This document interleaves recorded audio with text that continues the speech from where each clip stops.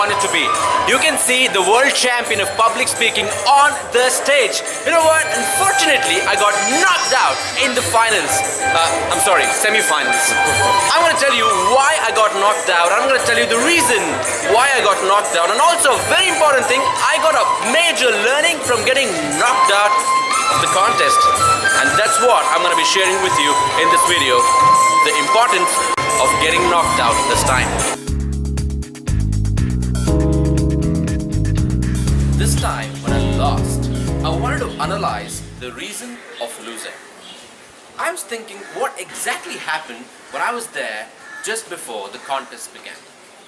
Here is how an evaluation contest happens. The test speaker comes to the stage, he gives his presentation. While he is speaking, we the contestants will be sitting in the front row, listening to the speech and making our points. Let me tell you this. I think I lost the speech even before I went to the stage.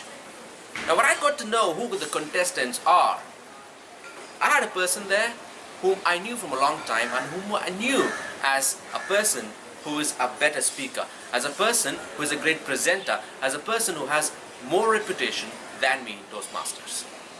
Just that thought which came to my mind made me feel that I may come second. What if this person gets more applause than me? What if this person gets more audience appreciation than me? What if this person does a better evaluation than me? This one thing seeped into my head right from the point that I got to know that this person is participating. Now I'm trying to pull myself back, focus on the speech, make my evaluation better and get the best out of me. However, some point in my mind is still trying to think about this negative aspect. Now the test speech is done, we got a 5 minutes time to prepare the evaluation and we started to come on the stage and deliver our evaluation. When I came to the stage, I still remember, I tried my best to pump myself up and give my best evaluation, be as creative as I can, be as credible as I can. 80% of my mind was into it to make the presentation really good.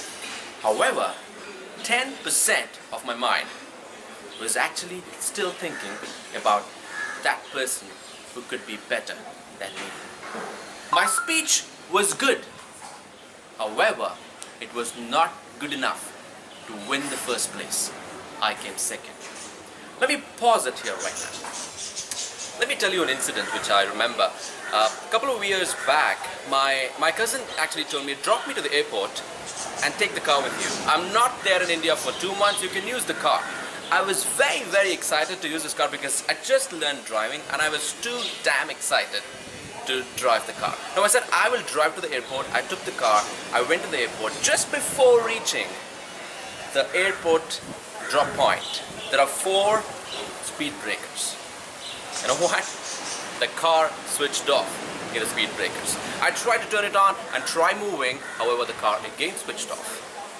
I tried again switched off. A lot of people started honking from behind and I was in total panic while this happened. In the meanwhile, my cousin figured out something and he noticed that I was trying to move the car in the 3rd gear. You know, that was the most stupid things I've ever done in my life. How can I try to move the car in the 3rd gear? And why am I focusing on the honking around and getting panicked and not focusing on the gear which is right in my hands? Ladies and gentlemen, the gear was under my control, but the honkings weren't under my control, and I was focusing on the honking than the gear. Here's what happens most of the times.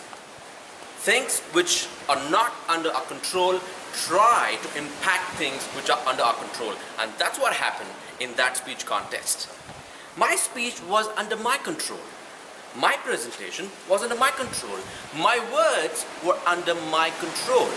However, I lost the control a bit because my focus was not 100% on my speech. My focus was distracted because of thinking about this person who could be better than me. And this made my speech good, but not so good to win the first place. Ladies and gentlemen, here is what I have learned. It's not about the other person. It's not about the other thing. It's not about things around you. What matters is things under your control must be under your control 100%.